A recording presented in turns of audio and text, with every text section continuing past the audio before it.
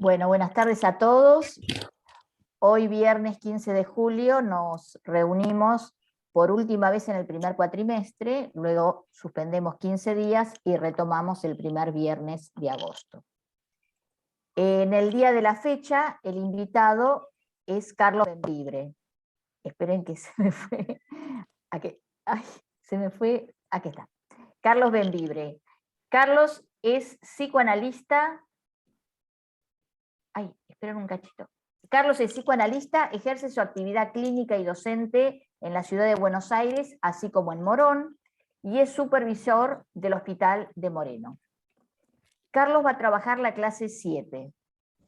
La clase 7, donde va a trabajar la anamorfosis, que es la mirada, y los embajadores, el cuadro de los embajadores.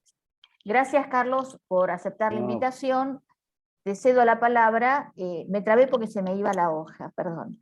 Y voy a poner en el chat sí, tu mail, Carlos buenísimo. Bembibre. Sí, Carlos Bembibre. Carlos H. Bembibre. Ah, la H me falta.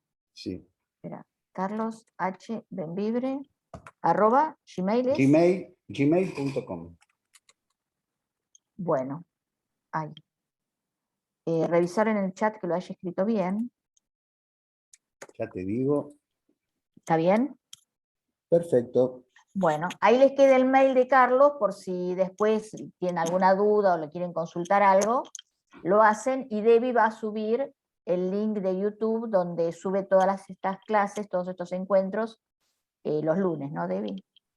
Así que bueno, gracias Carlos por aceptar la invitación, me muteo y te dejo el escenario. Bueno, buenísimo. Bueno, buenas tardes a todas y a todos. Realmente para mí es un gusto poder compartir este espacio de trabajo con ustedes, por lo cual agradezco calurosamente la invitación que año tras año me formula Estela Bulián para poder dialogar con ustedes. Como ustedes saben, el objetivo de esta reunión es poner a trabajar la sesión del 26 de febrero de 1964 del Seminario 11, los 4 conceptos fundamentales del psicoanálisis, sesión que en la versión de Miller lleva el título de Anamorfosis. Como ustedes saben, este Seminario 11 tiene una importancia capital en la direccionalidad de la enseñanza de Lacan, porque constituye un tiempo, un momento de giro en la enseñanza. Lacan deja de lado la primacía de lo simbólico por sobre lo imaginario y lo real, que caracterizaban sus primeros seminarios, para pasar a la puesta en evidencia de lo real. De manera tal que nos dice, apenas se inicia este seminario, a partir de la problematización de la pregunta de si el psicoanálisis es una ciencia o no es una ciencia, nos llega a decir que el psicoanálisis está orientado en su experiencia hacia el hueso de lo real. Nos propone entonces un encuentro con un real que se escabulle. Como ustedes habrán podido seguir en estas reuniones, Lacan empieza a trabajar entonces 2 de los primeros conceptos, inconsciente, repetición, y luego durante 4 sesiones se dedica a trabajar la pulsión escópica y la mirada. Cosa que Miller agrupa estas 4 sesiones con el título de la mirada como objeto A minúscula. Y el primero de ellos se titula La esquicia del ojo y la mirada, que es lo que ustedes trabajaron seguramente en la reunión anterior. Entonces, antes de comenzar a sentarme en mi lectura de esta sesión, quiero contarles de dónde parto y hacia dónde voy. En el punto de partida, con todo el riesgo de cansarlos, de aburrirlos, porque deben estar hartos de escuchar siempre lo mismo, para mí el punto de apoyo y el punto de partida es importante porque me permite iniciar tranquilamente mi marcha. Y ese punto de partida lo ubico en ese fantástico seminario, el seminario 10, La Angustia, del cual ustedes recordarán que se hace la presentación del objeto A. Por eso, para iniciar nuestra charla, quiero partir del esquema que se nos presenta, si mal no recuerdo, en la sesión segunda, y que se ha dado a llamar el esquema de la división o esquema del cociente del sujeto. Si mis neuronas me permiten y la tecnología me acompaña, voy a compartir la pantalla, ¿ok? Veamos si podemos hacerlo. Y ahora, ¿a dónde me voy? Compartir, acá, y me quedo sin compartir. Ahí ya estamos viendo tu Debbie, pantalla. Sí, ¿están viendo mi pantalla? sí. Sí, Estás en la página de Zoom. Buenísimo. Así que pero... Ok, ya las imagen. ok, ya estoy, ahora sí. Ahí Ahora estás. estaba perdido, ya me No hay encontré. problema. Ahí está. Bueno, entonces, tenemos el llamado cociente de la división o el cociente el esquema del cociente del sujeto. Como ustedes pueden ver, en el piso superior, a la izquierda, aparece el otro sin barrar, que es el otro originario, el otro en tanto lugar del significante. Del lado derecho, en el piso superior, el sujeto sin barrar, que es inexistente para nosotros en psicoanálisis. Tomémoslo como el sujeto que debe situarse en algún momento como determinado por el significante. Entonces, queda en claro que el otro sin barrar y el sujeto sin barrar constituyen un tiempo mítico. ¿Por qué? Porque el sujeto debe inscribirse, y para nosotros siempre es el sujeto representado por un significante para otro significante, y el otro pasa a ser su inconsciente. Entonces, este otro sin barrar y este sujeto sin barrar son homologables al dividendo y al divisor, respectivamente, de la operación de división. Entonces, por eficacia de una operación, llámenla castración, prohibición del incesto, giro del espejo en el modelo óptico, por eficacia de una operación, el sujeto pasa a inscribirse en el campo del otro como sujeto barrado, y el otro pasa a habitarlo como inconsciente. Como no es una operación exacta, queda un resto. Ese resto es lo que Lacan va a llamar objeto A, prueba de la alteridad del otro. Y ese resto, ese objeto A, no es asimilable ni al otro ni al sujeto, sino es un resto de la dialéctica entre el sujeto y el otro. Fíjense que a la izquierda tenemos entonces los elementos sujeto barrado y A, que articulados con el losange nos dan la fórmula del fantasma en tanto sostén del deseo. Es decir, que el fantasma se funda en el campo del otro. ¿Ok? Entonces, a partir de esta presentación inicial que hace Lacan, luego pasa en este mismo seminario a la mostración topológica del objeto, y lo hace en la sesión del 9 de enero de 1963, que Miller la titula No sin tenerlo, donde muestra el objeto A como efecto de un determinado corte producido en la superficie topológica del crosscut. Bueno, dejo de compartir, después voy a volver. Teniendo en cuenta esto y a partir de esto, podemos recordar que el aparato doctrinario freudiano reconoció especies de objeto que son residuos de determinadas etapas, ¿no? Los reconoció y los situó aislados como seno y heces.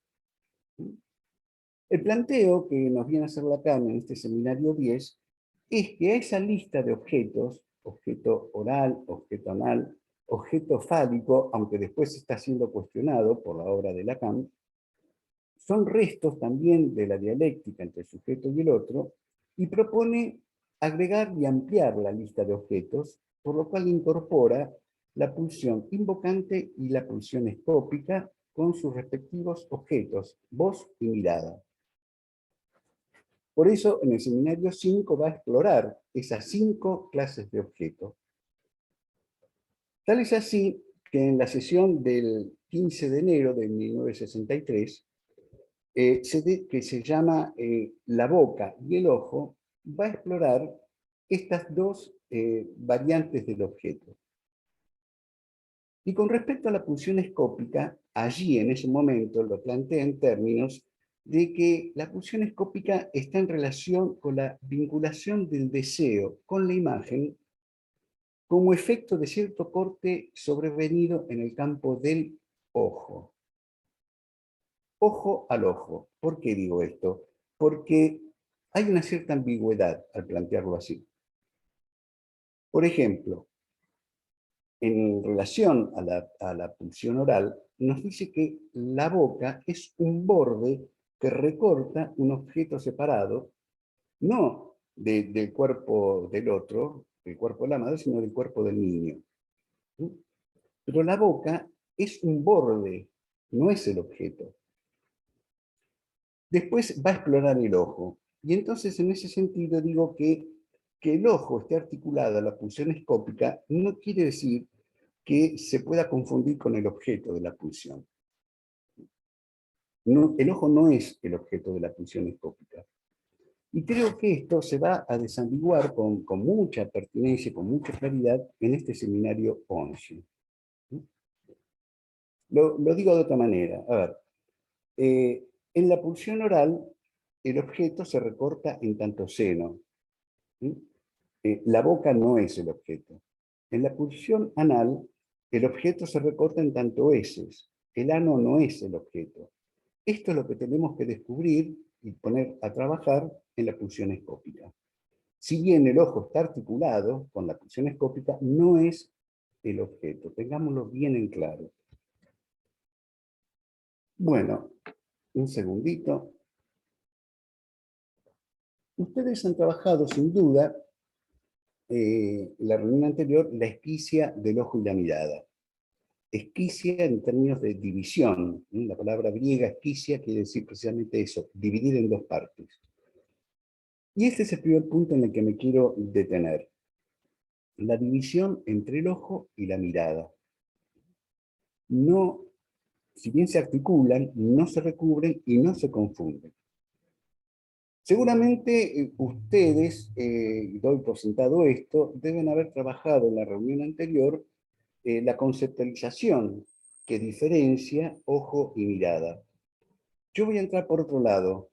Voy a entrar por referencias mínimas de nuestra psicopatología de la vida cotidiana. ¿No? Empiezo con la primera referencia. Tanto ustedes como yo, todas las mañanas, nos enfrentamos frente al espejo. Ya sea para el maquillaje, ya sea para el afeitado, hacemos nuestra experiencia con el espejo. Y en realidad no pasa gran cosa. Podemos decir, hoy estoy lindo, podemos decir qué cara horrible que tengo hoy, y hasta ahí llegamos.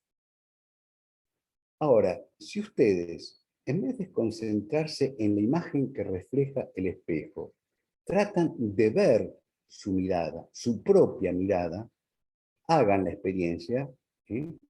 Inevitablemente va a aparecer un cierto grado de angustia. ¿Esto qué es lo que quiere decir? Quiere decir que para ver la imagen, la mirada tiene que estar elidida. Para ver esa imagen que nos cautiva y ante la cual hacemos facha todo el tiempo, la mirada tiene que estar elidida. Si irrumpe la mirada, sobreviene la angustia. Esta es la primera referencia. La segunda referencia tiene que ver con lo siguiente. Empiezo con una cuestión más confidencial.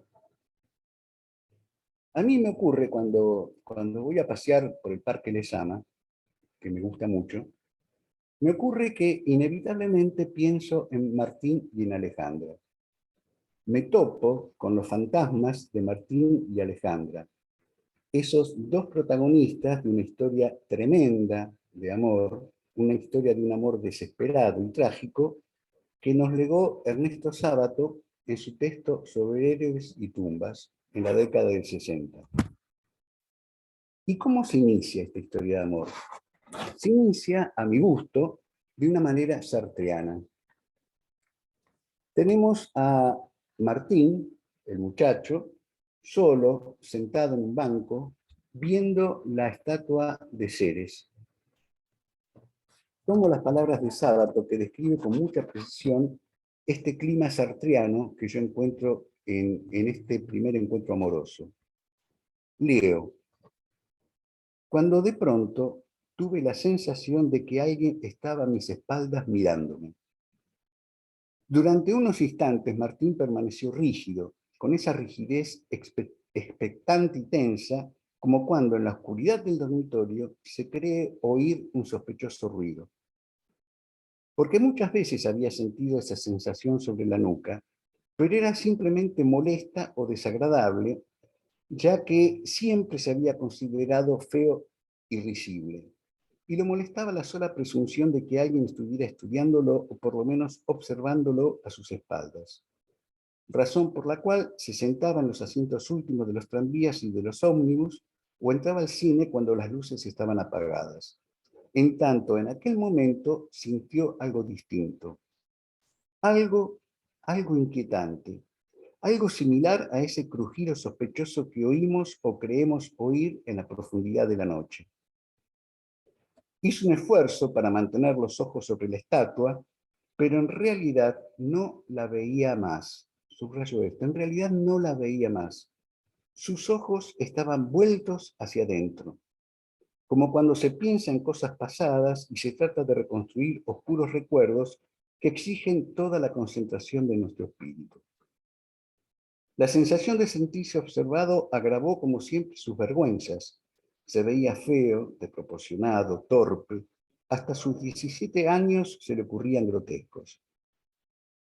Pero si no es así, le diría 2 años después la muchacha que en ese momento estaba a sus espaldas. Si no es así de ningún modo, y lo escrutaba como un pintor observa a su modelo, chupando nerviosamente su eterno cigarrillo. Bien, ¿por qué yo llamo a este encuentro, que me parece magistralmente plasmado, un encuentro sartreano? Tenemos una visión que está interrumpida por la sensación de ser mirado. Y este es el ejemplo de Sartre. Cuando Sartre trabaja la mirada, pone como ejemplo la persona que está en el pasillo de un hotel, arrodillado, espiando por el ojo de la cerradura, y tiene la sensación de que alguien ve que él espía. Es una mirada que lo sorprende. Entonces, esa visión que se interrumpe por la mirada, esa sensación concierne a la presencia del otro. Martín ve la estatua de Ceres hasta que se siente y se percibe expuesto a una mirada. Irrupción de la presencia del otro. Entonces, seguramente esto es lo que trabajaron la reunión pasada, y esa esquicia entre la mirada y el ojo es la esquicia donde se introduce la manifestación pulsional escópica, donde la mancha constituye su punto típico, digamos, de encuentro con lo real. Esa es la función, estatuto y alcance de la mancha. No me detengo, ustedes ya lo han trabajado, sigo adelante. Le pido disculpas por esta larga introducción, a mí al menos me era necesaria para no tener la sensación de estar cayendo en paracaídas. Con respecto a la sesión que hoy vamos a trabajar, para mí es una sensación difícil abordar esta clase, porque esta clase es muy densa.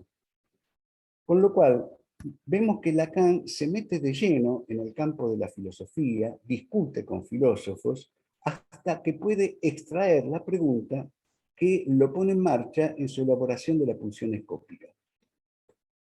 En ese sentido, me parece que es aconsejable tener cautela con el abordaje a esta sesión, no desesperar por las referencias filosóficas que son numerosísimas, y aceptar que puedan armarse conos de sombra que tal vez queden así y solo puedan ser dilucidados en algún momento más adelante.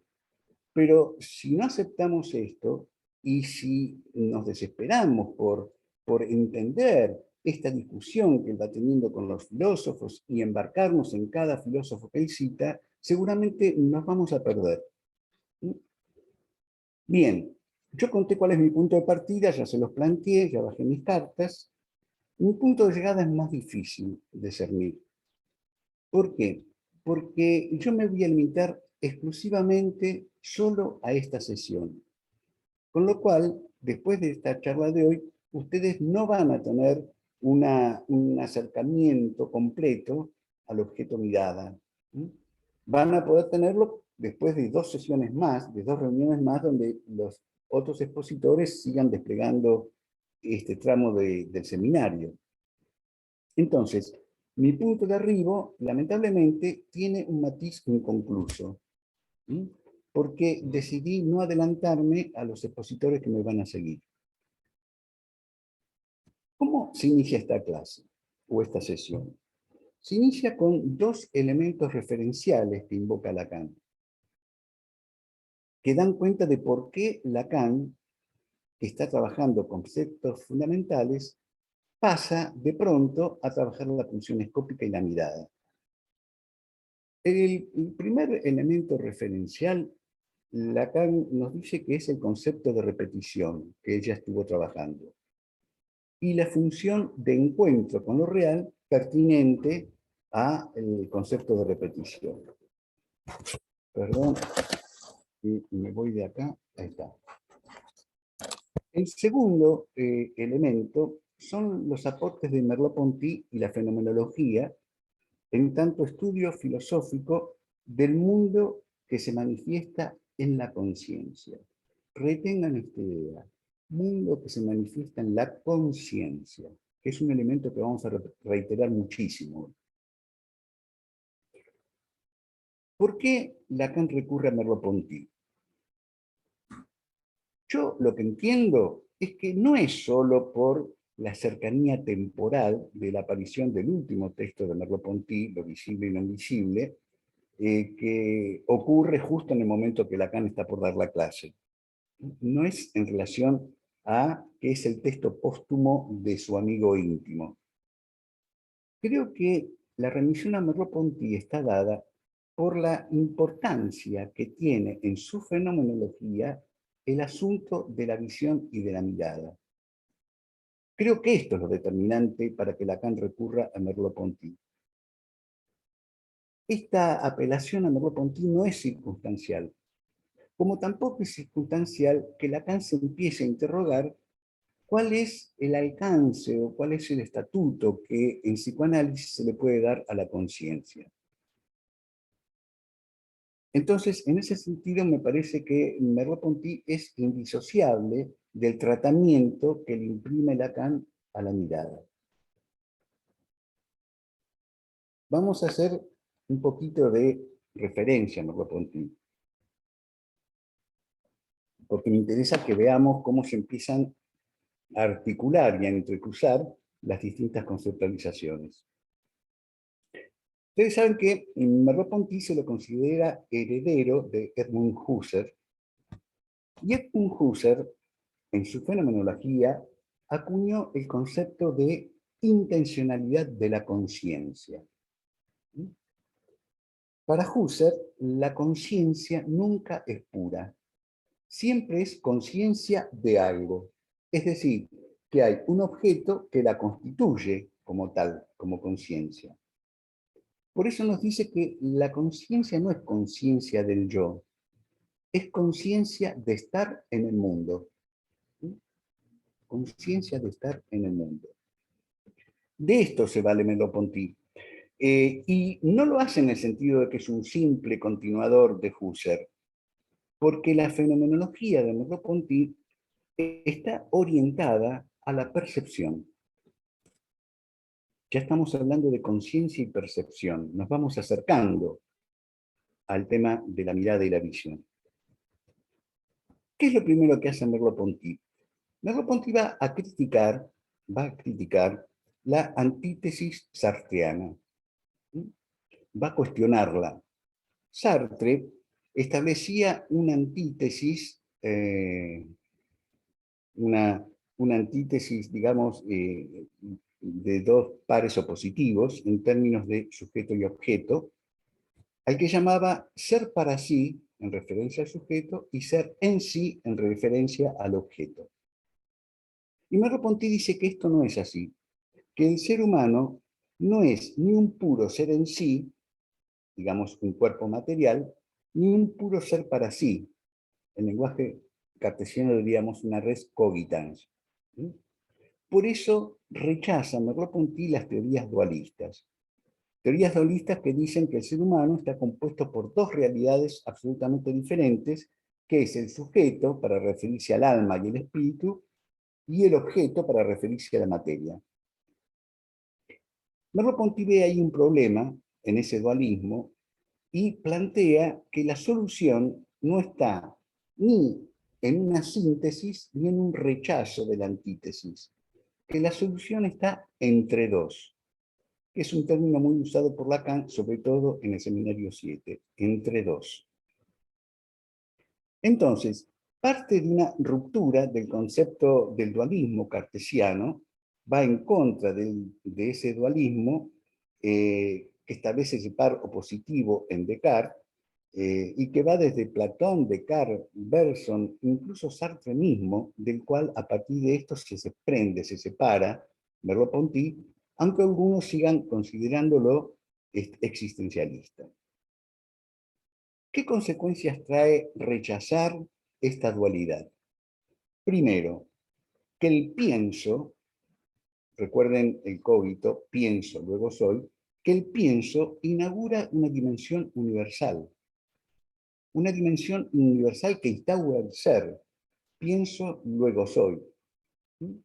En cambio, el percibo instaura un sujeto particular que existe en el mundo. A diferencia del ego cogitans cartesiano, el ego percipio no puede sostener un puro espíritu, sino es un sujeto pero encarnado. Y es un sujeto no universalizable. ¿Qué quiere decir? Que cuando dos personas dicen yo percibo, las dos están percibiendo cosas diferentes. El sujeto de la percepción está individualizado en el aquí y en el ahora. Es un término que hemos escuchado muchos cuando íbamos a la facultad, ¿no? El aquí y el ahora. Por eso, en el texto de Merleau-Ponty de 1945, que es la fenomenología de la percepción, tiene una frase contundente y muy fuerte. Dice, yo soy lo que veo.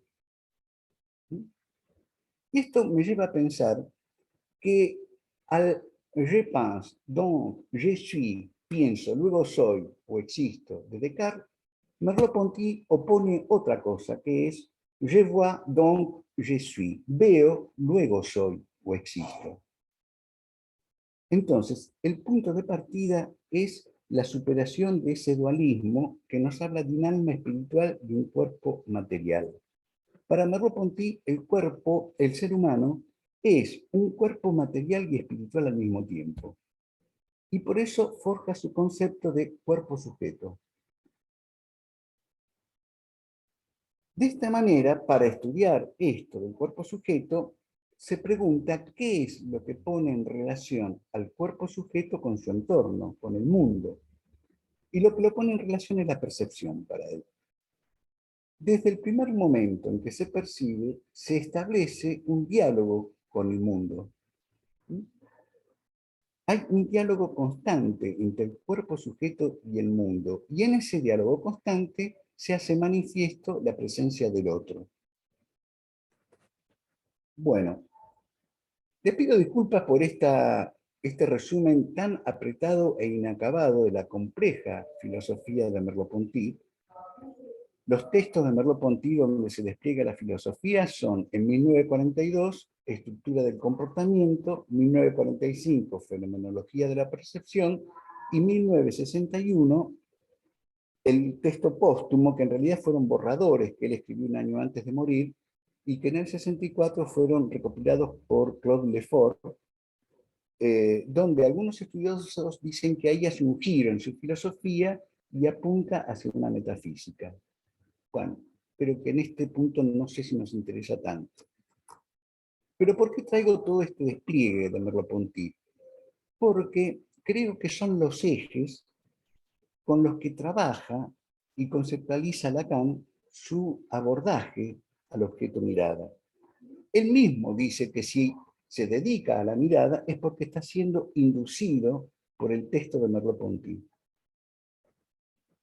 Y por eso se pregunta cómo situar la conciencia en nuestra teorización psicoanalítica, teniendo en cuenta que la conciencia es fundante, es un concepto fundante de la fenomenología. Tenemos entonces tres términos que se desprenden de aquí: percepción, conciencia y cogito cartesiano. Y esos tres términos van a ser explorados por Lacan en esta sesión, y son términos que se desprenden, ya sea por afirmación o por crítica, de la fenomenología de Merleau-Ponty. Una vez que Lacan confesó por qué llegó a la mirada, pasa a dedicarse o a invocar a dos poetas, que como ustedes saben siempre el artista anticipa al psicoanalista. El primero de ellos es Luis Aragón, que era un poeta contemporáneo de Lacan y fue un fundador, uno de los fundadores del surrealismo, que dedicó toda su obra a partir de 1940 al amor hacia su esposa Elsa Triolet. Por eso escribió tres textos dedicados a Elsa: Los ojos de Elsa en el 42, Elsa en el 59 y Loco por Elsa en 1963. De este texto, Loco por Elsa, es que Lacan extrae un fragmento que da precisamente cuenta de la escricia del ojo y la mirada. Elsa no es la musa inspiradora del poeta, como lo puede haber sido Laura para Petrarca o Beatrice para Dante. Elsa es una figura muy lejana del amor cortés. Es una presencia real en la vida del poeta. Esta es una diferencia sustancial. Y el segundo poeta que él cita es Paul Valéry, quien en su texto, La joven parca, de ese texto Lacan extrae un sintagma que le interesa poner a trabajar, que es el me veía verme. Y Lacan dice que ese es uno de los correlatos esenciales de la conciencia en relación con la representación. Me veía verme, correlato de conciencia y representación. Tenemos dos términos para destrabar. Con respecto a conciencia, todos tenemos una idea intuitiva y generalizada de la conciencia en tanto conocimiento que un ser humano tiene de sí mismo y del mundo, de su entorno. Con la representación se nos hace un poco más compleja, aunque resuena en nuestros oídos el término representación, Vorstellung, en alemán, que corresponde a la teorización freudiana y que Lacan y Freud extrae del vocabulario clásico de la filosofía alemana, Vorstellung, que remite a lo que se presenta, lo que forma el contenido concreto de un pensamiento. Eso es lo que se entiende generalmente por representación. Pero si hablamos de Vorstellung, es inevitable articularlo con un pensador como Schopenhauer, que en 1919 escribió un texto que se llama El mundo como voluntad y representación. Schopenhauer forma parte de la corriente llamada pesimismo filosófico, que tanto influyó en pensadores como Nietzsche, Popper y Freud incluso. Y Schopenhauer parte del idealismo kantiano, también invocando a Platón, Hume, Berkeley, y su propósito es explicar el mundo bajo todos los puntos de vista, para lo cual parte de conceptos de voluntad y representación. La frase inaugural de este texto que a mí me interesa rescatar es: el mundo es mi representación. Con lo cual está hablando de una limitación del conocimiento humano. Todo conocimiento cierto entra en la conciencia, para Schopenhauer. Y nos dice que existe el sujeto de la representación, que es el que conoce, y el objeto de la representación, que es lo que se conoce. La cosa, el objeto, carece de existencia real fuera de la representación. Entonces tenemos términos como representación y conciencia, que otra vez nos vuelven a remitir al binomio sujeto-objeto que veníamos aludiendo continuamente. Y entonces anticipo una cuestión para no confundirnos. El objeto que inventa Lacan no tiene nada que ver con el objeto de la teoría del conocimiento. Y sin embargo, Lacan recurre, para forjarlo, a la teoría de conocimiento. Por eso, Merleau-Ponty y la percepción y la conciencia. Volvamos al me veía verme. ¿Por qué, dice Lacan, es correlativa al cogito cartesiano, donde el sujeto se capta como pensamiento? Pienso, luego soy. Digamos que la captación como el pensamiento determina el ser para Descartes. En el me veo verme es la visión la que termina esa captación. Y es inevitable ahí la remisión a la fenomenología, porque la fenomenología tiene que ver con la función fundante de la percepción como primer conocimiento de algo, que son impresiones que comunican los sentidos.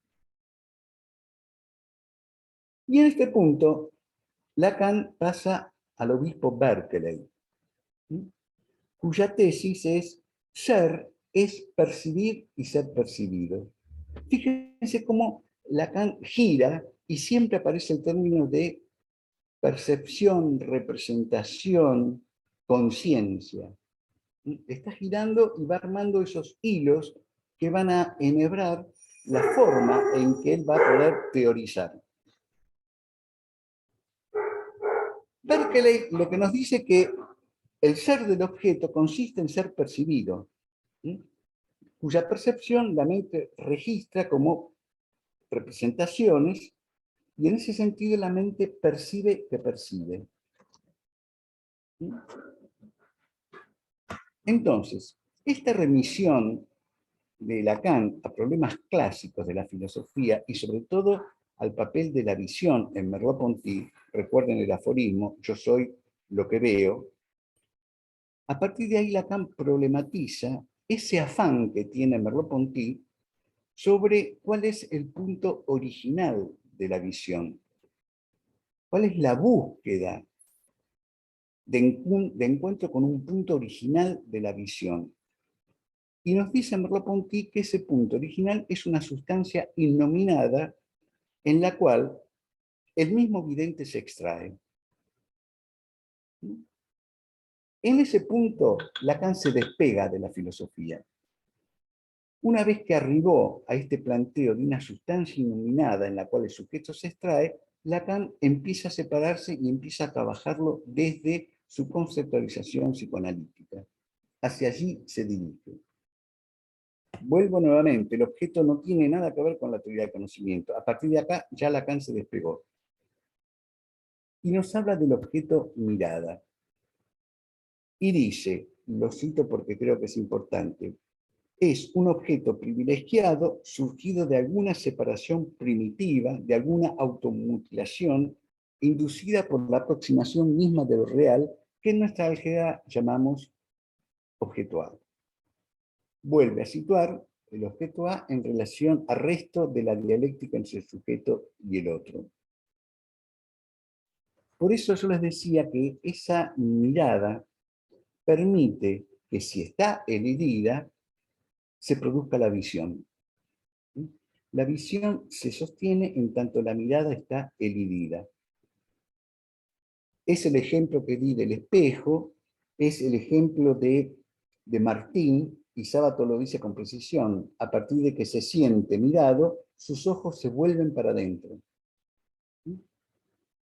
Y se establece una divergencia en los objetos en los que se puede percibir algo del deseo y la mirada que se manifiesta como inasible. Esa inasibilidad, eso inasible, es la ilusión de la conciencia del verse, de me veo viendo, en la que la mirada queda eludida. Nosotros lo tenemos en nuestra jerga cotidiana, ¿no? Alguien dice, por ejemplo, un ejemplo, hoy vi en análisis tal cosa, ¿no? Ese vi en análisis está remitiendo a algo que se hizo consciente. ¿Sí? Forma parte de nuestra jerga cotidiana eso. Por eso Lacan dice que la mirada es el anverso de la conciencia. ¿Sí? Ese punto en que me cae la ficha, en que me apiolo. Entonces, el problema de la inasimilidad de la mirada, lo que plantea Lacan que es posible aproximarse a ella en un intento de imaginarla. ¿Sí? Por ejemplo, vuelvo a mi querido Martín y Alejandra. Por eso dije que es un momento sartreano. Porque es una mirada que sorprende. No era esperada. Sorprende. Por eso es el ejemplo sartreano de el que está bajo la mirada y en ese momento se siente mirado. Sartre dice, mientras se siente mirado, no ve al ojo que lo mira. Si ve el ojo, desaparece la mirada. Eso es Sartre. Lacan desacuerda con esto, porque dice que cuando se está ante la mirada, cuando se solicita una mirada, cuando se obtiene una mirada, ¿sí?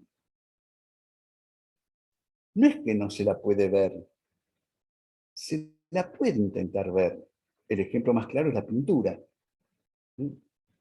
Lo que sitúa Lacan es que en el ejemplo de Sartre no es una mirada vista, es una mirada imaginada. Por ejemplo, en el ejemplo de Martín, Martín no ve a Alejandra, no ve que hay una mujer que lo está mirando, siente que hay una mirada en su nuca. Por eso Sábato lo asocia a la sensación de escuchar un ruido en la noche, no un ojo que lo mira, un ruido en la noche. Esa mirada imaginada es la presentificación en el campo del otro. El sujeto sorprendido es el sujeto que se sostiene en una función deseante, que eso es dominio de lo visible. Mi abuela decía, el amor entra por los ojos, es lo visible, pero no es la mirada. Entonces, llegado a este punto, Lacan empieza a dedicarse a un tema que hoy particularmente me interesa. Él lo que dice es que a medida que avanzaban las meditaciones cartesianas, iba progresando la rama geométrica de la óptica clásica. Una de las ramas de la óptica clásica es la rama geométrica, cuyo axioma es que la luz viaja en línea recta. La otra rama es la óptica física, que plantea la luz como una onda electromagnética. La cuestión es que en el siglo XVII hay un impacto que se produce por los escritos de Descartes. ¿Sí? Descartes se dedicó a los fenómenos ópticos, de hecho trabajó concretamente la reflexión y la refracción de la luz. Y junto con este impacto avanza la óptica geométrica y aparece una curiosa técnica que surge en el Renacimiento, en el arte, una curiosa forma de perspectiva, que crea efectos ilusorios de 3 dimensiones. Se la llama perspectiva invertida y se inicia y se articula con la geometría proyectiva. Esta técnica, llamada anamorfosis, era muy estudiada, surgió en la Europa del siglo XVI al siglo XIX donde cae en desuso y desaparece, y actualmente, en pleno siglo XXI, vuelve a aparecer en los fenómenos de arte callejero, sobre todo. Ustedes pueden ver, entren a Google y lo van a ver, que hay muchas calles pintadas, nosotros vemos figuras que son ininteligibles, pero ubicados en determinado lugar, pareciera que se crea la ilusión de un objeto tridimensional que se levanta del suelo. Eso es la anamorfosis y tiene un gran uso ahora en el arte callejero, no en la pintura. Bien, el tema es que los artistas, a partir del Renacimiento, empezaron a recurrir a principios matemáticos para formular científicamente cómo representar en el plano bidimensional un efecto ilusorio que sea tridimensional. ¿Sí? Y eso es la anamorfosis. ¿Por qué se la llama perspectiva invertida? Porque la perspectiva en pintura lo que se trata es de cómo llevar al plano bidimensional una imagen tridimensional. Por ejemplo, si ustedes tienen que dibujar, mejor dicho, ¿no? Una callejuela que se pierde en el horizonte, si van a hacer una perspectiva en el plano bidimensional, para dar esa sensación, tienen que poner las primeras casas muy grandes y a medida que se alejan ir empequeñeciéndolas, ¿sí? Hasta llegar al punto de fuga. Eso es la perspectiva. Cuando los pintores en el Renacimiento descubren e implementan las perspectivas, llegan a utilizar algunos métodos de trabajo, incluso confeccionando lentes y artefactos. Con lo cual, esto no responde a una destreza del genio artístico o una intuición. Es un verdadero trabajo porque los testimonios que abundan es cómo los pintores recurren a la geometría proyectiva. Entonces, para situar con claridad, tenemos que el tema de la perspectiva surge en el arte, precisamente en el Renacimiento italiano. No es que no existiera antes. Por ejemplo, los murales pompeyanos tenían perspectiva. Esa era una perspectiva intuitiva. Con el Renacimiento se recurre a la geometría. Por eso digo que introduce la tridimensionalidad en el plano bidimensional. Los objetos se empequeñecen a partir de que se alejan. Y se llama perspectiva cónica o central. En la anamorfosis es todo al revés. ¿Sí? Los objetos se empiezan a deformar extremadamente y esos objetos, vistos en determinado punto, y no en cualquiera, en ese punto donde converge el punto de fuga con la visión, se recomponen y tienen una sensación de realidad tridimensional. ¿Sí? Bien, por eso, si aprendí, voy a compartir un pequeño video, ¿ok? Comparto, ahí estoy, paso al siguiente, esperen que no encuentro, esto lo mando para acá. Acá está. Bien, para crear una imagen anamórfica necesitamos hojas de papel, lápiz, goma, un marcador, dos colores, compás, un transportador y una regla. Todo eso. Se coloca un espejo cilíndrico sobre una hoja de papel y se traza una línea recta. Fíjense cómo en el espejo la línea se curva. Ahora vamos a intentar realizar una línea que se vea recta en el espejo. Hacemos al inverso. Se pueden realizar una serie de figuras geométricas, vean cómo se deforman. Y ahora se prueba combinando algunas figuras geométricas.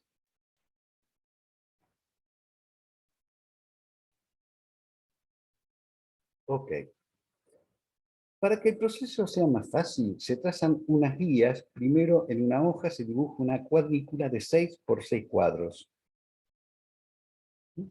Se marcan referencias en columnas y filas.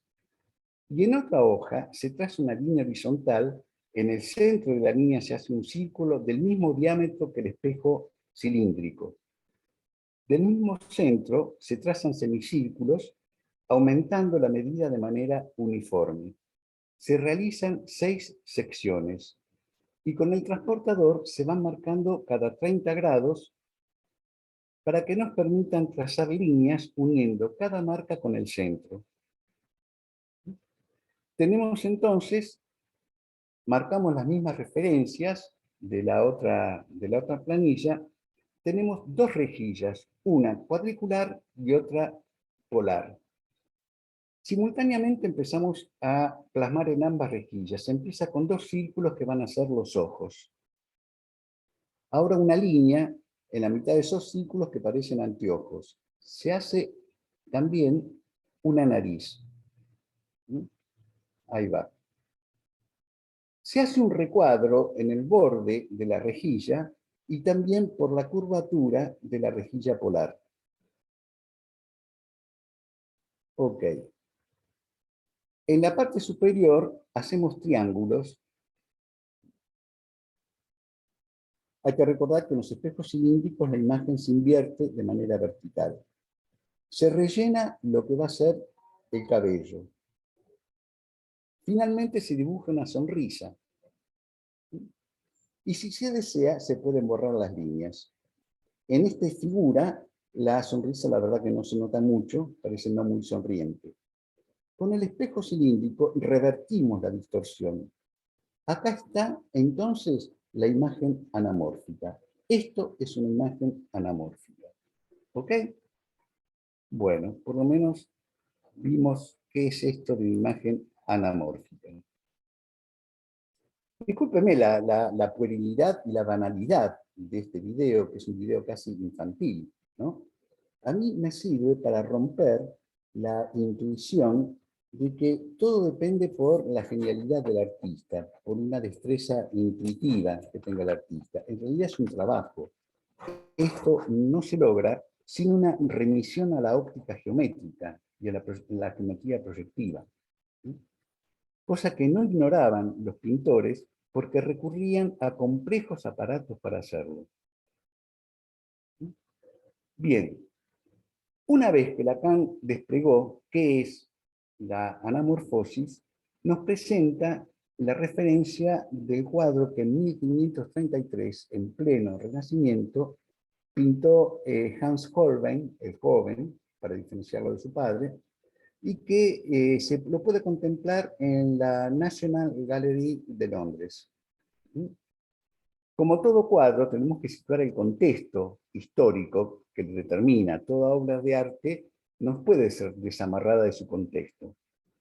En esa época se producían grandes disputas entre las potencias europeas, representadas por 4 figuras: el rey de Francia, Francisco I, el de Inglaterra, Enrique VIII, el emperador germánico Carlos V, el hijo de Juana la Loca, y el Papa Clemente VIII.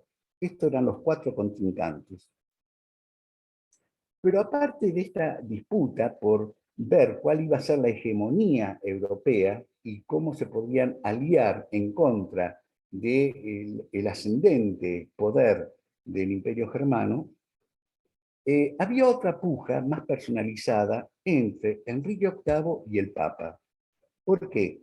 Porque Enrique VIII exigía la disolución de su matrimonio con Catalina de Aragón, cosa que el Papa decía que un matrimonio no se puede disolver según la Iglesia Católica. ¿Cómo se dirime esto? Bueno, Enrique VIII se casa en secreto con Ana Bolena y a la mierda el Papa. La verdad, hace eso. Con lo cual, esto provoca una reacción del Papa que lo excomulga, y la corte inglesa responde a esa excomunión con lo que se llama la escisión entre la Santa Sede y la Iglesia Anglicana. Este es el contexto, y ahí se imaginarán que los embajadores en tantas disputas eran personajes de suma importancia. Vuelvo a compartir, ténganme paciencia, esto no es fácil para mí, me voy a ir acá. Los embajadores. Lo pinta Holbein en su estadía en Inglaterra. Tenemos a la izquierda a Jean de Dinteville, que es el embajador de Francia ante la corte inglesa. Y a la derecha a Georges de Selve, que es el obispo de Labour, que es el embajador ante el emperador germánico y ante la Santa Sede. Y esta obra fue confeccionada por pedido y encargo de Jean de Dinteville a Holbein, para plasmar el momento en que toma posesión del cargo de embajador ante la corte inglesa y visita a su amigo, a su íntimo amigo, el obispo. Cuando el espectador entra a la sala, lo que ve enfrente de él y en el fondo de la sala es este cuadro de más de 2 metros de altura, y lo primero que advierte es que los protagonistas no están ocupando el eje central del cuadro. El eje central del cuadro está ocupado por dos tableros superpuestos con diferentes objetos heterogéneos. Y los embajadores están desplazados a los costados de ese centro en ejes verticales. Digamos que lo central son los objetos. Y al pie hay un enigmático objeto disonante que da la impresión de no formar parte del cuadro, con una forma irreconocible en relación al realismo del resto de los elementos del cuadro. Estos elementos del cuadro, que ahora los vamos a ver, esta imagen así, algunos dicen que parece una concha marina. Lo que sí es cierto que produce un cierto desconcierto, no se entiende bien. Entre los elementos del cuadro hay un piso que está cerrado por un cortinado verde. Esto va a dar un efecto de profundidad. Vamos a ver los distintos elementos del cuadro. Vamos a empezar por el piso. El piso es un piso de mármol y reproduce los mosaicos de la abadía de Westminster. Este es el elemento que tiene menos seguridad en la explicación simbólica. Se ha intentado por qué miércoles pintó esto. Por lo pronto, la explicación más plausible es que se trata de dos hombres, que significaría el microcosmos, apoyados en el macrocosmos, que está emparentado con un contenido sacro. Es el piso de una abadía. Bien, veamos el tablero superior. Sobre una alfombra hay instrumentos astronómicos o de medición de tiempo, que representan o simbolizan el mundo celeste. Hay un globo celeste que está regulado en una latitud de 42 grados, una latitud muy cercana a la latitud de Roma, como alusión a los desacuerdos políticos religiosos entre la Santa Sede e Inglaterra. Hay varios relojes de sol, cuadrantes, y un libro en el que se apoya el codo del obispo. Vamos a verlo más de cerca. Acá está. En el canto del libro se puede leer Aetates Ae 25, que era la edad que tenía el obispo en ese momento. Como dije, se ven varios relojes de sol y un torquetum, que son esos dos discos que se ven detrás del brazo del obispo, que era un instrumento que lo describió por primera vez Ptolomeo, que se volvió a fabricar en la Edad Media y que resurgió en el Renacimiento como instrumento de medición astronómica, para tomar y convertir mediciones realizadas. Veamos el piso inferior. Esta me salió más chiquita. Tenemos un globo terráqueo, está con muchas especificaciones que las voy a pasar por alto, un libro de aritmética de Petrus Apiano, que era un matemático y astrónomo alemán, abierto con una escuadra, un himnario luterano, flautas y un laúd. Son objetos que remiten a la geografía, a la matemática y a la música, y que están más orientados a la práctica de esos instrumentos más que a la teoría. Bien, un segundito. Volvamos a la fascinación que este cuadro produce. No, señores, perdón, me estoy adelantando. Ahí está. Ahí está. El espectador entra al salón principal de la galería, por la puerta principal, y a cierta distancia ve este cuadro de 2 metros de alto. Un cuadro que tiene un despliegue de lujo y de realismo, con ese objeto informe, semejante a una concha, que lo descarta porque no corresponde a la técnica realista. Avanza hacia ese cuadro y la sensación de realismo aumenta. Pero también aumenta la disonancia con ese objeto que no encaja en la obra. Sigue avanzando y descubre el elemento simbólico de esos objetos. Esa distribución no es azarosa, eso lo empieza a percibir. Pero permanece ese elemento que se resiste a todo tipo de simbolización y de análisis. Bien, un segundito. Entonces, desconcertado, decide salir por la única puerta a la derecha indicada con un cartel que dice Exit. Es la única forma de salir. Cuando sale por la puerta derecha indicada, se da vuelta para echar un último vistazo al objeto y descubre que ese objeto es anamórfico. Vuelve hacia atrás y del soslayo ve la verdadera revelación. Ahí está. Ese objeto es una calavera. Fíjense que la calavera parece que tuviera, la imagen no lo permite ver así, ¿no? Tuviera tridimensionalidad, que se levanta del suelo. Ese es el sentido último del cuadro. Hay mucha opulencia, mucho esplendor humano, pero estos señores embajadores están marcados por el símbolo de la muerte como final del destino. A mí, me debo confesar, siempre me hubiera gustado ser mosca y viajar en el túnel del tiempo para ver la cara del gordito, el embajador, que le pide a Holbein que le pinte a él con el amigo, y Holbein le muestra el cuadro con esa figura anamórfica. Me hubiera gustado ver la reacción del embajador. ¿Qué es esto? Y el otro dice, vení acá. ¿No? Me hubiera gustado ver qué pasó, pero bueno, nunca lo podemos saber. Lo cierto es que esta calavera, ¿qué nos está diciendo? Que a pesar de la grandeza y de la opulencia, estos embajadores son tan mortales como el resto de la humanidad. Esta es la contundencia del destino común. Bien, dejamos la calavera en paz. Entonces, este recurso de la apelación a la muerte, esta alegoría final, era muy usada por los pintores del siglo XVI y tiene un nombre, es un género artístico que se llama vanitas, ¿sí?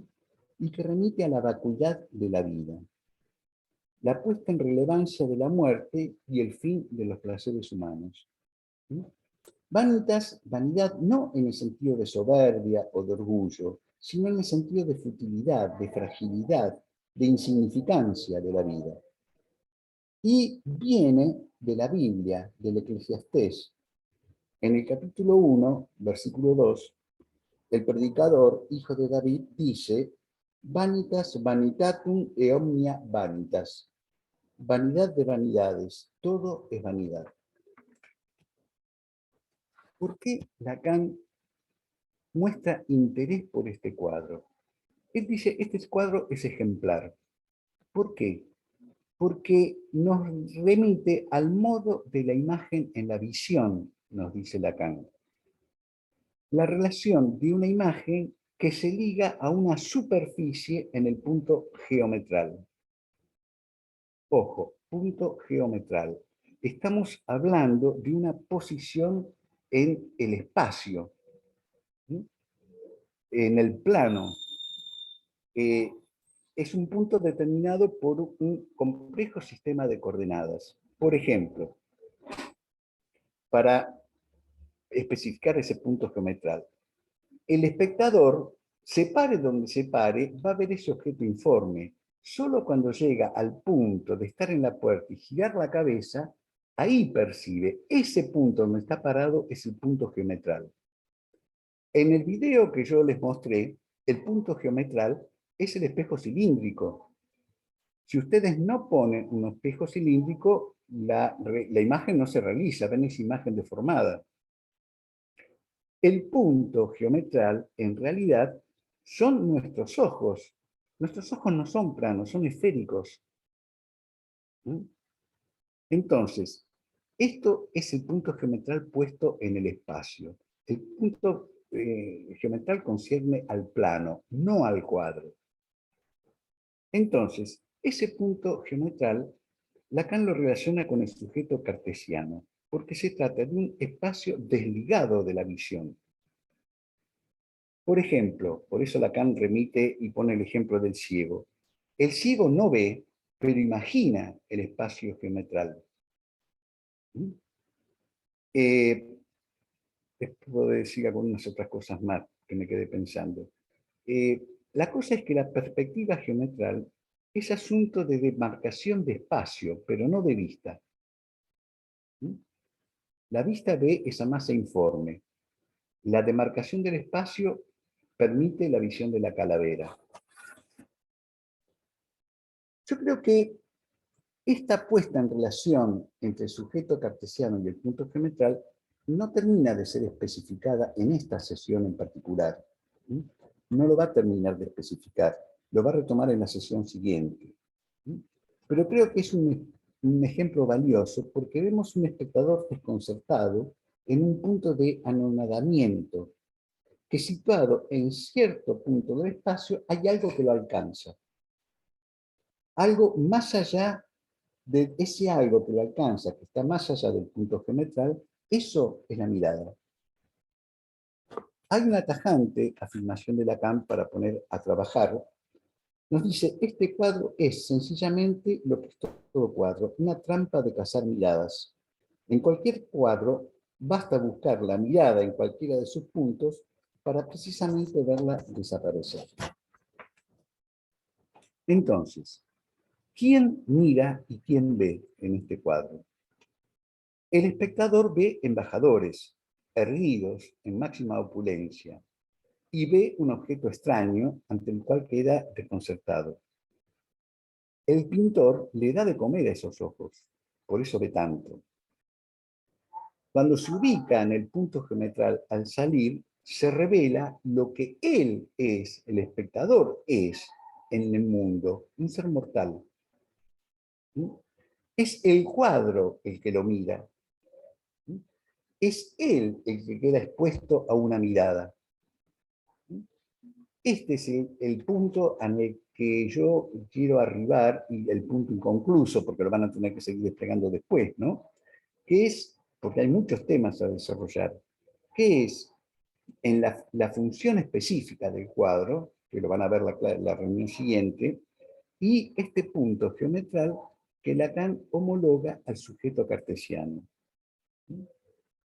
A partir de esta clase queda claro que, a diferencia de lo que planteaba en el seminario 10, donde nos hablaba de la función escópica y el ojo, corte producido en el ojo, a partir de esta clase queda en claro que el objeto, mirada, no se confunde con la visión. No solo porque la visión está elidida, sino porque él tiene que estar ubicado en un punto geometral concreto para que se produzca ese fenómeno ilusorio de la tridimensionalidad. Por eso Lacan dice que los ciegos no ven, pero imaginan el espacio geometral. Por eso deambulan y se manejan en la vida. Por eso somos tan torpes nosotros, tan torpes, cuando se nos imposibilita la visión. Por ejemplo, si ustedes van a las experiencias de teatro para ciegos, donde está todo oscuro, donde el espectador no ve absolutamente nada, ¿no? Que generalmente es un momento muy angustiante, porque él escucha sonidos y tiene que imaginar desplazamientos de escena, ¿no? O cuando los jugadores de fútbol juegan partidos tipo murciélagos, con una pelota con cascabeles y tienen los ojos vendados. ¿no? El grado de torpeza, de desconcierto, pero sobre todo de angustia. ¿Sí? Porque la visión está cancelada, hay pura mirada ahí. Entonces, bueno, esto es lo que me pareció importante rescatar de esta sesión. Toda la remisión que él hace a la filosofía, cómo los temas filosóficos de percepción, representación, conciencia, cogito, convergen en la forma que Lacan elabora el objeto mirada. Y sobre todo cómo la apoyatura en el arte le permite cabalmente distinguir la eficacia del objeto anamórfico. ¿Sí? Ese objeto que nos mira a nosotros, es el objeto el que nos mira. ¿Sí? Bueno, hasta acá llego. Déjenme Bueno, tomar agua. excelente, Carlos, muy bueno. Bueno, Cuando mostraste el video de la anamorfosis, me acordé, hará cuánto, 25 años o más, en la escuela, cuando hablabas del espejo, del esquema ¿sí? óptico, sí, que llevaste espejos y cosas, me estaba acordando de aquello, hace 100 años. Las cosas que Bueno. uno hace cuando era joven, ¿eh? Sí, no, pero estaba muy bueno, estaba muy bueno. Bueno, damos espacio a los comentarios, las preguntas. También podrían levantar la manito en reacciones, levantan la mano y les damos la palabra. Vivi, nos ayudas con esto, ¿no? Sí, sí, si querés puedo poner también para que abran directamente el micrófono. Ah, bueno, y vos lo tenés que poner eso, creo. Sí, sí, ahí ya deberían poder abrir. Memento Mori, dice Grisela Cuaro. Hola. ¿Cómo? Grisela, ¿estás ahí? Sí, sí, Ah, sí. bueno, contá. No, que me quedé pensando con esto de la perspectiva, que antes de la perspectiva del Renacimiento había otra perspectiva, pero que tenía que ver con otro punto de vista, que era el de Dios. ¿Sí? Por eso, en la Edad Media, el tamaño no tiene que ver con la distancia al ojo del sujeto, sino con la importancia de los personajes. Entonces está Dios grande, María más chica, y los que testigos o los que pagan el cuadro chiquititos. Y pensaba en esto justamente, ¿no? En cómo es el cambio del sujeto, porque entonces la perspectiva es todo en función del sujeto, en el Renacimiento, ¿no? A partir de Descartes, pensaba en esto, que uno ahora le llama perspectiva, y la perspectiva se da por hecho que es en función del ojo de uno, ¿no? Del sujeto, ¿no? Y en realidad hay otras perspectivas en función de quién, si uno es objeto o sujeto de la mirada, y pensaba en esto, ¿no? Bueno, te Sí. agradezco, Grisel. Es cierto lo que vos decís. Lo único que yo agregaría, que lo que vos ubicás con tanta precisión de lo que es la pintura medieval, por ejemplo, que vos describís muy bien, el tamaño está en relación no a la distancia, sino a la importancia, ¿no? Yo no lo llamaría perspectiva. Perspectiva es un término muy técnico que tiene que ver con la forma en que se introduce la tridimensionalidad en el plano bidimensional del cuadro. No, en la historia El del arte otro, se llama perspectiva, ¿eh? sí, pero Hay tiene, distintas perspectivas. está bien, pero está usado de una manera mucho más laxa. ¿Sí? Ahí hay una visión que es cierto lo que vos decís, ¿no? Se trata de la mirada omnisciente de Dios, fundamentalmente. Si uno se fija, por ejemplo, en todas las pinturas medievales, cómo se arma el triángulo sacro, ¿no? Si ustedes se toman las imágenes, por ejemplo, está la Virgen, el niño, son un triángulo, ¿no? Porque el triángulo precisamente es la forma de representar a Dios, ¿no? Entonces se lo llama triángulo sacro. Pero es cierto, todo va cambiando. ¿Por qué va cambiando? Porque apareció un señor, Descartes, ¿no? Que inauguró la modernidad con la concepción de sujeto, Claro. ¿no?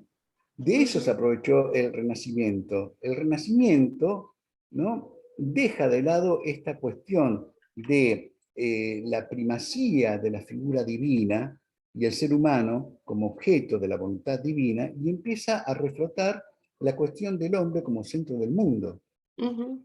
Y Renacimiento pensaba de en función, sí. Sí, dale, dale, dale. Que pensaba en función de eso, el tema de que vos decías acá, la visión está cancelada, la primacía de la mirada, ¿no?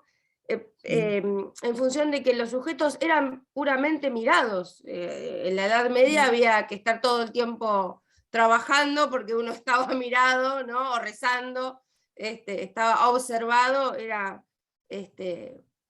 una Pero primacía. eso, pero eso no les impedía producir arte. No, no, no, Eso era no le todo permitía, sacro. claro, claro. Digamos, por eso yo siempre digo el contexto histórico y lo que está en juego, ¿no? Sí. Por ejemplo, si uno piensa, ¿por qué surge el movimiento barroco italiano? ¿No? El movimiento barroco italiano es una reacción al reformismo luterano. Claro. Por eso aparece como respuesta y van a ver plagados de imágenes sacras, sobre todo de la Virgen, porque están buscando elementos estéticos de mucho Y impacto acerquen al en la pueblo población. a la iglesia nuevamente. Sí, sí. Esa es la idea. Que Sí, convoquen al es muy pueblo claro. a la iglesia católica y no al luteranismo, ¿no? Y lo que vos decís es perfecto. Es el surgimiento del sujeto. Bueno, pero ¿por qué surge el sujeto? No porque Descartes sea un genio, era el momento de Descartes. Claro, era la articulación entre la Claro, óptica, el arte de Descartes, la religión, eso, por eso digo, qué eso es, interesante, ¿no? eso Sí, es. sí. Yo creo que Descartes, Freud, incluso Lacan, Marx, no hay genios que andan sueltos por el mundo. Son momentos, está el momento de Descartes, el momento Freud, el momento Lacan. Son momentos que hay una multicausalidad que hacen que un determinado genio tenga la impronta que tiene, ¿no? Sí. No se puede, por ejemplo, pensar a Freud sin la época victoriana, sin la emergencia de la burguesía en la época victoriana, es impensable, ¿no? Entonces, bueno, te agradezco mucho tu participación No, porque lleva gracias a vos. precisamente a no descuidar esto, Te ¿no? quería hacer una Hay dos pregunta. comentarios, un poquito, Crisel, hay dos preguntas antes. Bueno, Irina, una pregunta, no era un comentario, pero la anoto si no. bueno, como Dale. quieras. Irina Lurs dice, en la clínica a veces es como si tuviéramos los ojos tapados y tuviéramos guiarnos por la mirada en la nuca, que guiarnos debe ser por la mirada en la nuca. Y Graciela Steinberg dice, surge el punto de vista, Graciela, si lo querés ampliar porque queda ahí medio colgado. Bueno, Sí. a ver, Irina.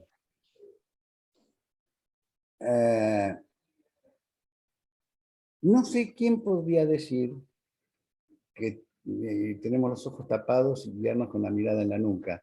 Me da la impresión que estás hablando del analizante, ¿no? Pero me parece que tiene que ver con una cuestión un poco más angustiante, porque tener la sensación de guiarte por una mirada que tenés clavada en la nuca, seguramente te va a hacer perder la visión y te va a tapar los ojos, ¿no? Porque siempre que rompe la mirada, la visión se opaca. De cualquier manera, lo que vos citás me parece más que es ese momento de que se hace patente la presencia del analista, ¿no?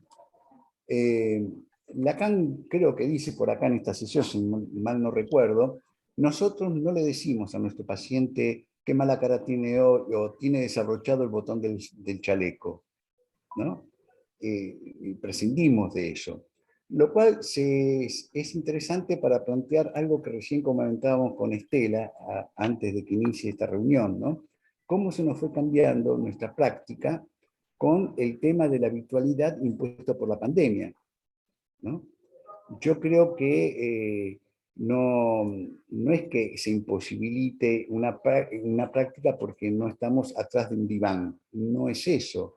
Creo que en el momento más fuerte ya sea de las intervenciones del analista como de la asociación de pacientes, más fuerte la mirada queda desviada. Esto véanlo cuando están atendiendo por Zoom, por lo que fuere, ¿no? Como en unos momentos la mirada se desvía, ¿no?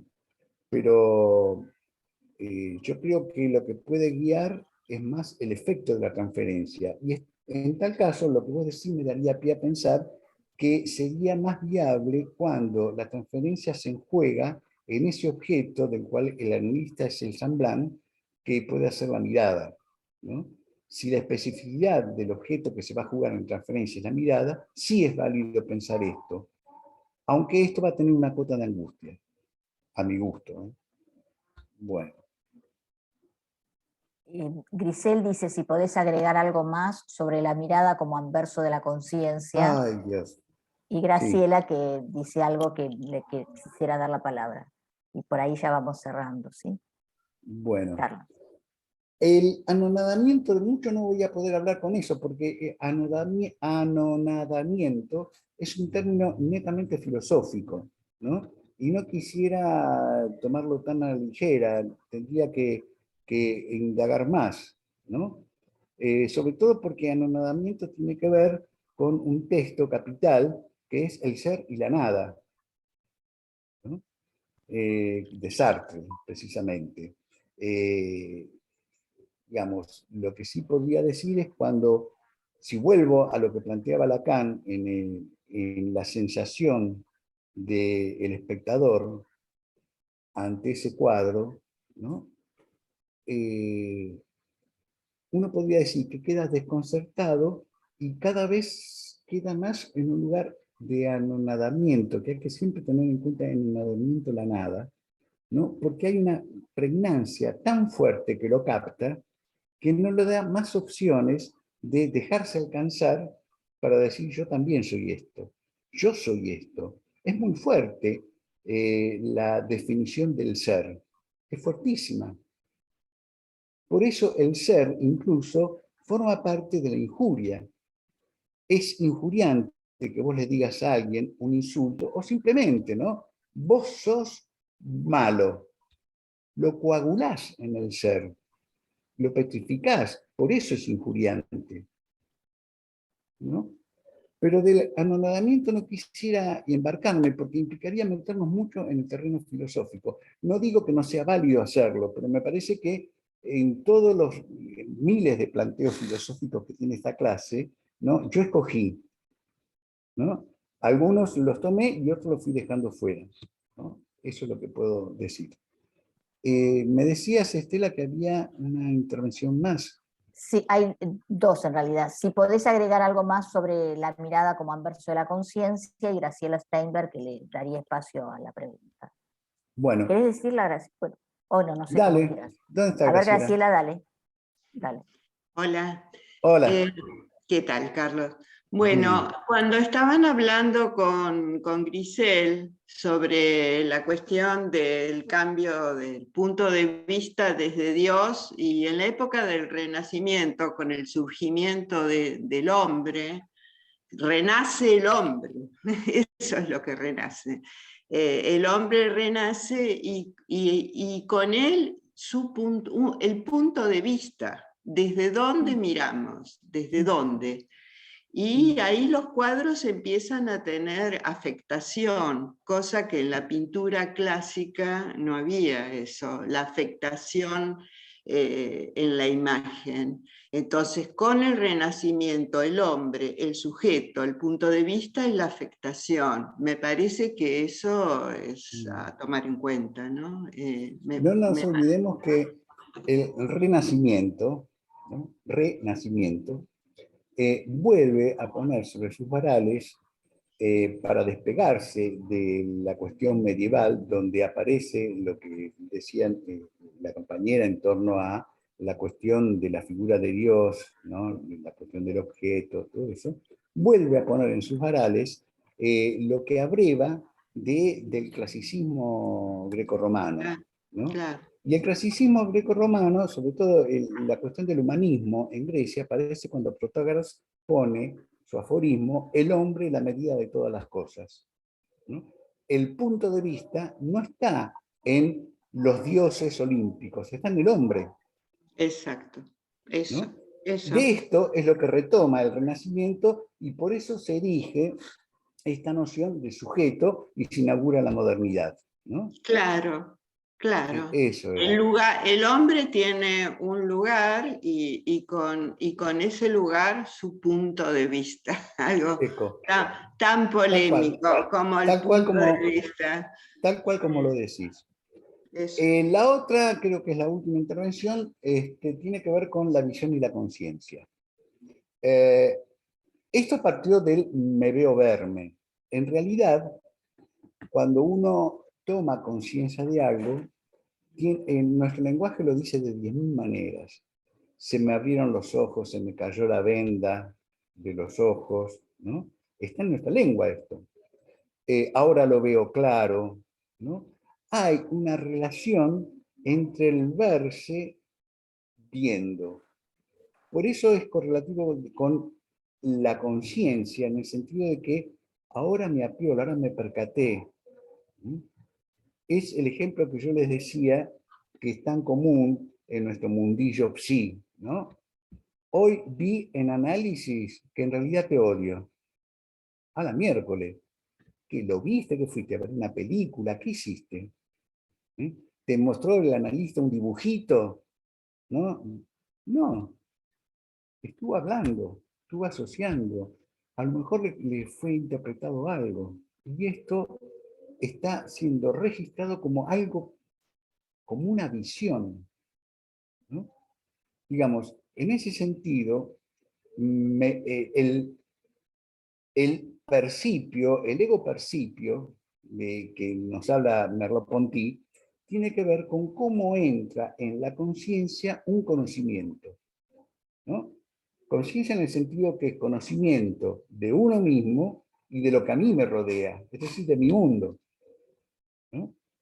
El conocimiento tiene que ver con esto. ¿Puedo preguntar una cosa que tiene que ver con esto? O sea, Dale. la conciencia sería el desconocimiento y esto sería como el despertar a eso real, a la mirada, la mirada. No sé si la conciencia, pues nos vamos a deslizar por otro carril que tiene que ver con la cuestión de desconocimiento, la cuestión de la conciencia, nos vamos a ir por otro carril. Yo lo que diría es que desde el punto de vista fenomenológico, filosófico, si ustedes quieren llamarlo así, la conciencia tiene que ver con lo que uno va conociendo, ¿no? Porque uno lo está captando, es una captación que en nuestra forma discursiva y en nuestra forma, en nuestro lenguaje, aparece puesto en términos del ver, ¿no? El me veo viendo, me veo verme caminar por los prados, ¿no? Implica que hay una visión reduplicada, ¿no? Yo soy el que ve a mí mismo que ve. Me estoy reduplicando. En esa reduplicación es que a mí me está cayendo la ficha y estoy haciéndome consciente de algo, ¿no? Que no percibía antes.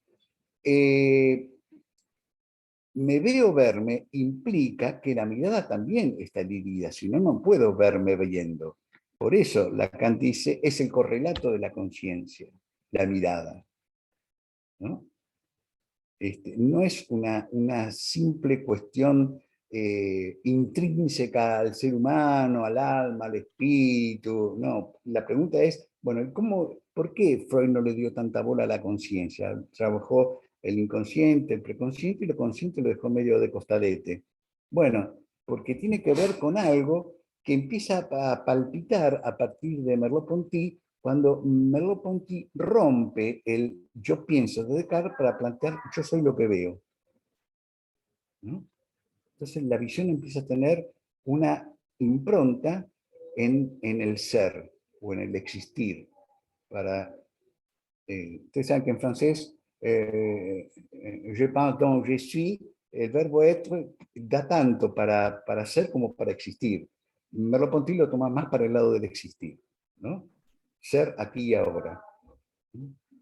Bueno, Bueno, sí. yo les agradezco mucho, me quedo pensando, me llevo preguntas y lo mejor que me puede pasar cuando tomo la palabra. ¿Sí? Les agradezco a todos ustedes. Excelente, Carlos. Ya el año que viene Bueno. estarás con el seminario 12.